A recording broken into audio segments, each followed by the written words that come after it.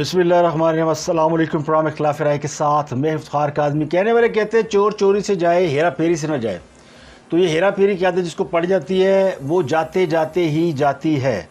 हाँ साहब के ख़िलाफ़ एक नया स्कैंडल मार्केट में आ गया है और एक बार फिर मामला है तोशाखाने की घड़ियों का। लेकिन इस बार खान साहब की ये वारदात अनोखे तरीके से की गई है, यानी माल जमा ही नहीं कराया गया और मार्केट में बेचने के बाद, कीमत वसूल करने के बाद, अपनी जेब भरने के बाद फिर तोशाखाने में उसकी एंट्री कराई गई। खबर यह है कि खान साहब ने तोशाखाना से मिलने वाली 3 घड़ियाँ, इन घड़ियों के अलावा जो उससे पहले उन्हें मिली थी, उन्होंने वो भी नीलाम कर दी हैं। उन्होंने तोहफे में मिलने वाली 3 घड़ियाँ इस्लामाबाद की एक मार्केट में बेची है, जिनकी बाकायदा रसीदें और वो ज्वेलर भी सामने आ गया है जिसको वो घड़ियाँ बेची, और उन ज्वेलर्स को घड़ियाँ बेचकर खान साहब ने करोड़ों रुपए कमा लिए। ये कहानी क्या है ये आपको बताएंगे।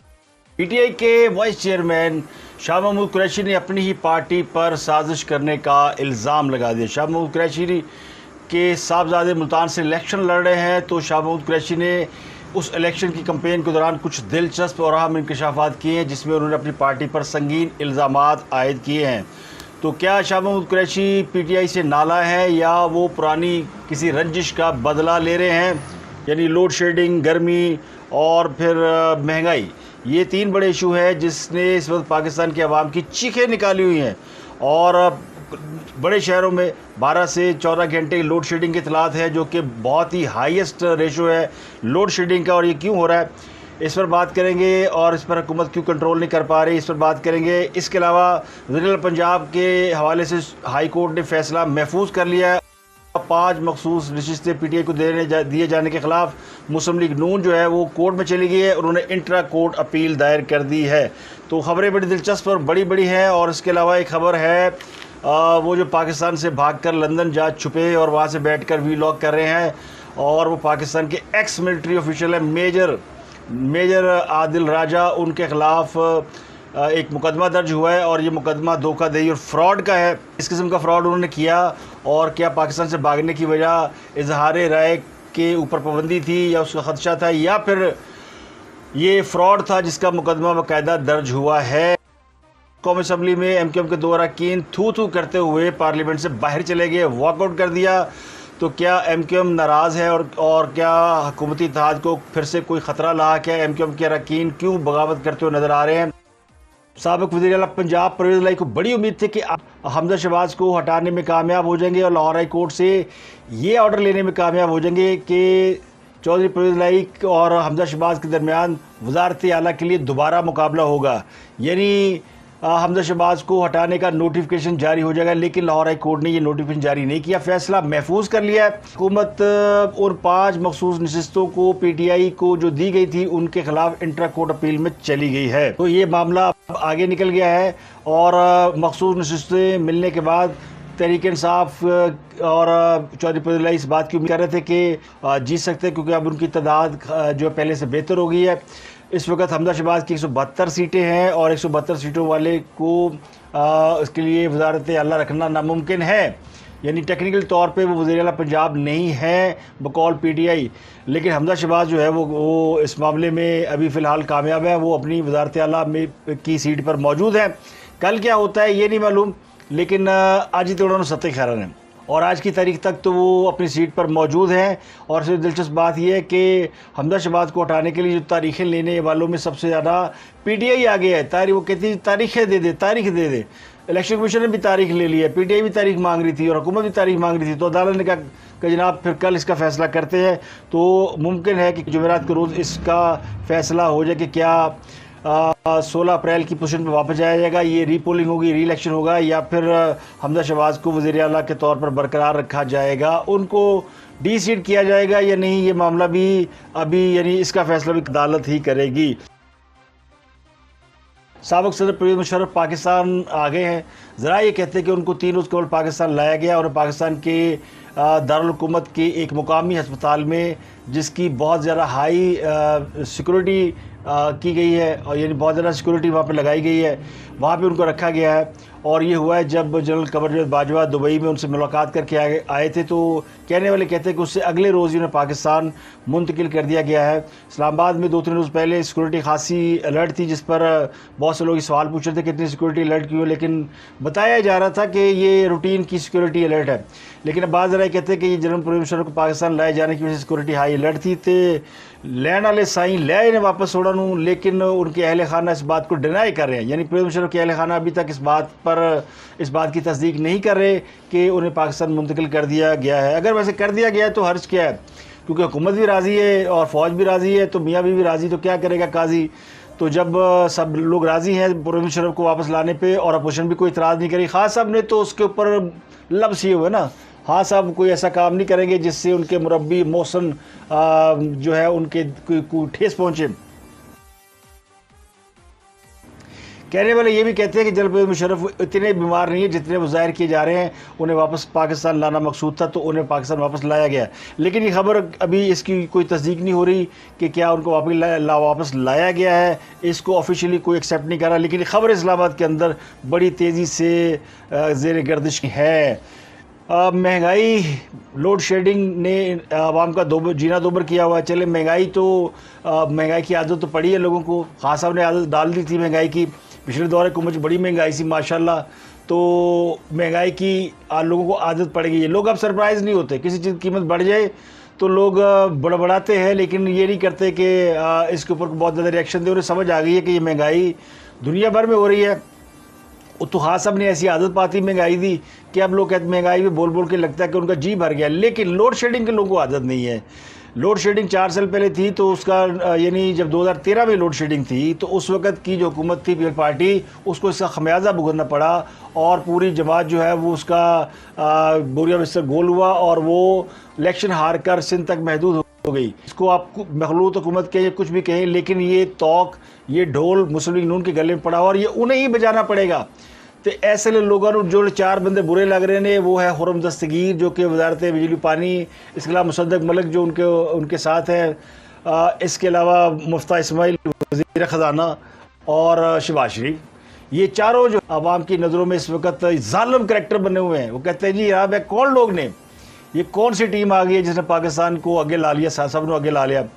इसमें से हालांकि शहबाज शरीफ मेहनत करते हुए नजर आते हैं और शहबाज शरीफ को और उनकी टीम इस बात का क्रेडिट ले रही है कि उन्होंने पाकिस्तान को दिवालियापन से निकाल लिया है। लोग ही कितने मान देने, कहते खजमान खाओ, बिजली नहीं गई, और बिजली नहीं तो पानी भी नहीं है। तो बिजली पानी का बहरान हर जगह चल रहा है। इतना बहरान है कि फिर एमकेएम को 2 अरकान असम्बली में बरस पड़े कौमी असम्बली के अंदर, और जो उनकी बॉडी लैंग्वेज थी वो बड़ी ख़तरनाक थी, बड़ी खौफनाक थी। इनमें सलाउद्दीन बड़े पुराने पार्लियामेंटेरियन है और बड़े पुराने हैदराबाद के हकपरस रुकने कौमी असम्बली हैं। वो मुतअद्दिद बार ये पार्लियामेंटेरियन रहे हैं, वो भी तपे हुए थे। उनके साथ एक और एमएनए, वो भी हैदराबाद के। तो उन दोनों ने बाइकाट किया और उन्होंने खासी लान तान भी की कि उन्होंने कहा जनाब एक तो बिजली नहीं मिलती पई, एक इज्जत नहीं मिलती पई। वजारतें, ये सीटें सर इसलिए मिलती हैं कि आदमी इज्जत बनाए, काम करे। ये सीटें पाने के बाद अगर इज्जत भी नहीं मिले तो उसके ऊपर हम थू करते हैं। और मैं सर यहाँ एक शख्स मौजूद है जिसकी वजह से मेरे शहर हैदराबाद में वो चीजें नहीं है कि जो हमारी जरूरियात है। हमारा एयरपोर्ट बंद है, हमारा पीए का ऑफिस बंद है, हमारे रेलवे लाइन पे रोज हादसे होते हैं, हमारे रेलवे लाइन पे बम फटते हैं। लेकिन जो 3.5 महीने में जो रेलवे पीछे गई है, जो एयरलाइन पीछे गई है, उसका कोई जवाब देने वाला नहीं है। और लोग यहाँ मिनिस्टर सर मौजूद नहीं है। मैं इनके रवैये के खिलाफ, इनके बातों के खिलाफ वॉकआउट करता हूं और ये बता के जा रहा हूं कि इनके होते हुए ना असेंबली चल सकती है, ना हुकूमत चल सकती है। इस तरह के लोग हमें इस तरह के जवाब देंगे, यहाँ से हम उस तरफ बैठने में देर नहीं लगाएंगे। हमने जो अपनी कीमत अदा की है ना, जो सियासी कीमत अदा की है, आज वो भुगत रहे हम सिंध में भी। ये समझते नहीं है लोगों को, जरा सी एक हकीर चीज के ऊपर क्या जवाब दिए इन्होंने, लानत भेजते हैं। आपका पॉइंट आ गया। तो एमक्यूएम के साबर कायम खानी और सलाउद्दीन ने, ये 2 एमएनए है जिनका ताल्लुक हैदराबाद से है, और उन्होंने हैदराबाद में पानी और बिजली की किल्लत के हवाले से वो इतराज़ कर रहे थे और वो कहा कि हमें एक तो हमारे मसाइल भी हल नहीं होते और हमें इज़्ज़त भी नहीं मिलती। तो MQM की नाराज़गी जो है वो खासी मानी खेज़ है। हुकूमत के ख़िलाफ़ उनके इत्तेहादी नाराज़ हो रहे हैं और मामला है बिजली की किल्लत यानी लोड शेडिंग, जो कि जिसमें इजाफा होता जा रहा है और बिजली का शॉर्टफॉल तकरीबन 8000 मेगावाट बताया जाता है, जिसकी वजह से अब तो बड़े बड़े शहरों में जहां 2 से 4 घंटे की लोड शेडिंग थी अब उसका दुरानिया भी काफ़ी बढ़ गया है। और गांव देहात का तो हाल बहुत ख़राब है। कराची की सूरत बहुत ख़राब है। लाहौर में भी लोड शेडिंग पहले से दुगनी हो चुकी है। हुकूमत कहती है जी LNG बहुत महंगी होगी। मार्केट में LNG $45 में भी दस्तियाब नहीं, जो कभी $4-5 में मिलती थी। जो खान साहब रौला पा रही थी बड़ी महंगी ले ली। हुकूमत ने 15 साल का, उस वक्त की हुकूमत ने 15 साल का कतर के साथ कॉन्ट्रैक्ट किया था $5 पे, और इस गल के इसके बाद को 5 साल भी नहीं हुए।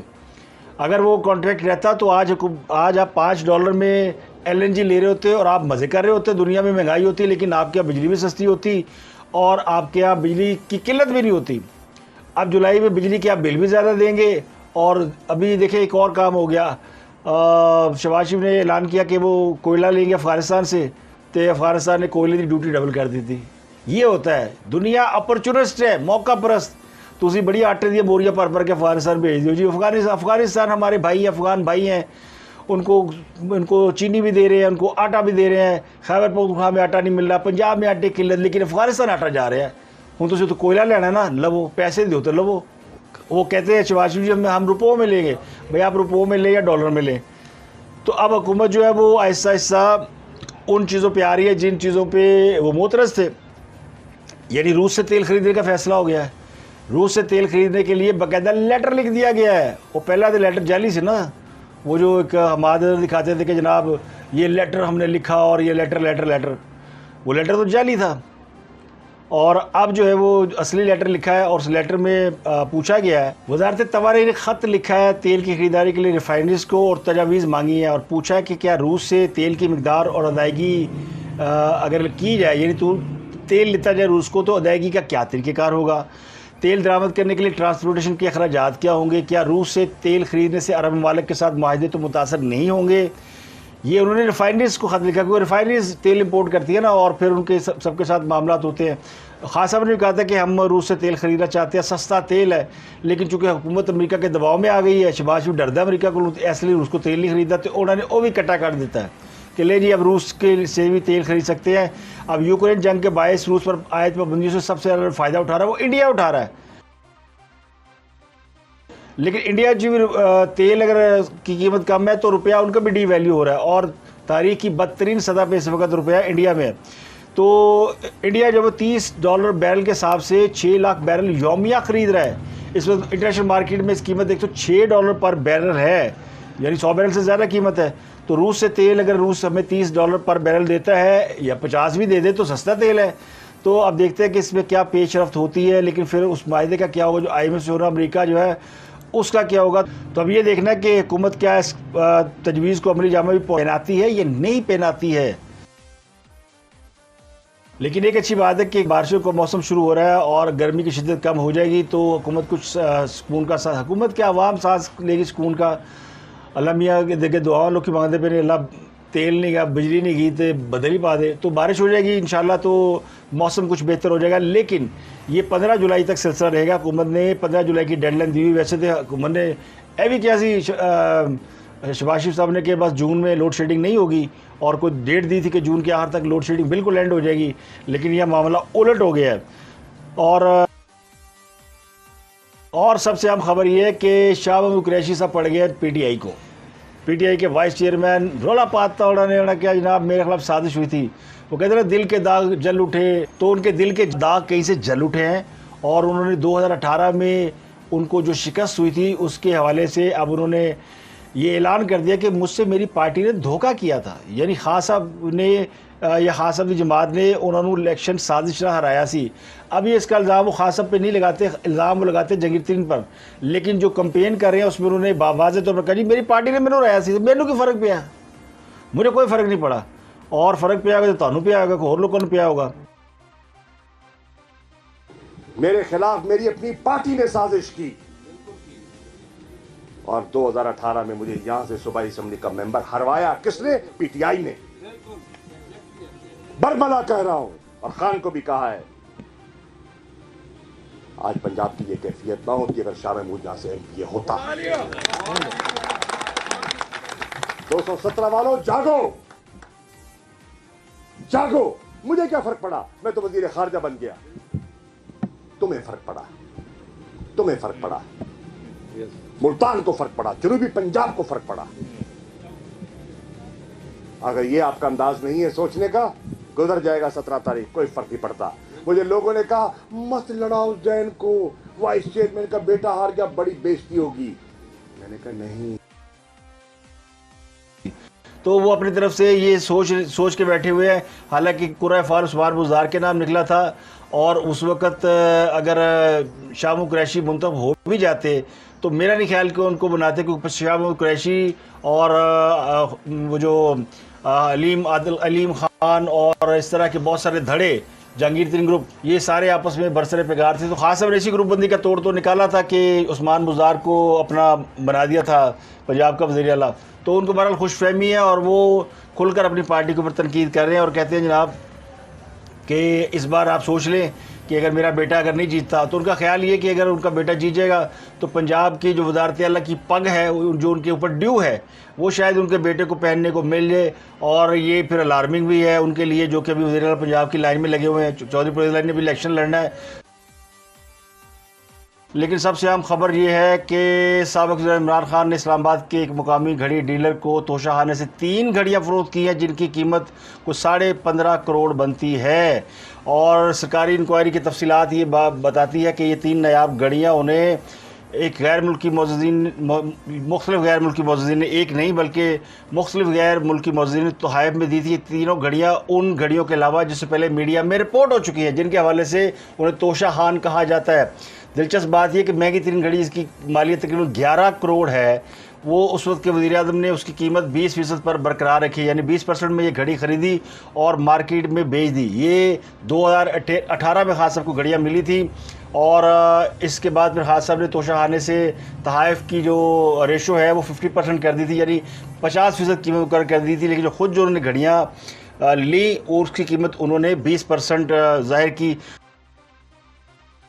तो जो दस्तावेज़ात और फ़रोख्त की रसीदें हैं वो बताती हैं कि खान साहब ने पहले वो घड़ियाँ बेची, उसके बाद उन्हें बताया गया कि ये तो घड़ियाँ नोटेड हैं, कहीं ना कहीं लोगों को पता है कि ये घड़ियाँ आपको मिली है तोहफे में, तो अगर आप तोशाखाने में जमा नहीं कराएंगे तो फिर आपका एक स्कैंडल बन जाएगा। तो खान साहब ने फिर उसकी कीमत जो 20% थी वो अदा की और वो यानी वो अदा करने के बाद इसको अपनी तरफ से उन्होंने लीगल कर दिया। तो ये तीनों महंगे तहाइफ की फ़रोख्त से खान साहब ने मजबूरी तौर पर कोई 3.5-4 करोड़ रुपये कमाया और साबिक़ वज़ीर आज़म से तकरीबन आधी कीमत पर यानी 51 मिलियन रुपए में फ़रोख्त करने का, यानी 5 करोड़ में उन्होंने कहा जी मैंने बेची है, जबकि उन्होंने ये घड़ी उससे कहीं ज़्यादा कीमत पर बेची थी।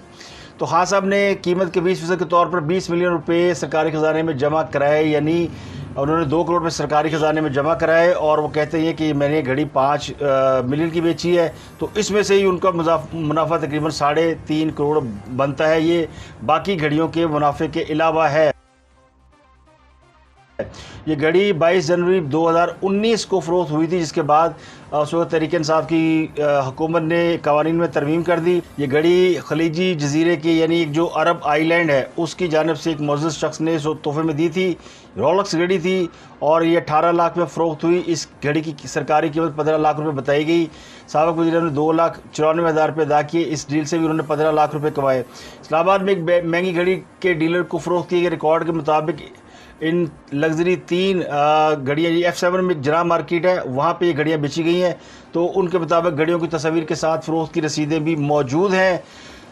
इस पर यह खबर जंग द न्यूज़ के रिपोर्टर ने ब्रेक किया और उन्होंने रब्ता किया हुकूमती यानी जो उस वक्त की हुकूमत थी उसके लोगों से, लेकिन उन्होंने उसको कोई रिस्पॉन्स नहीं दिया।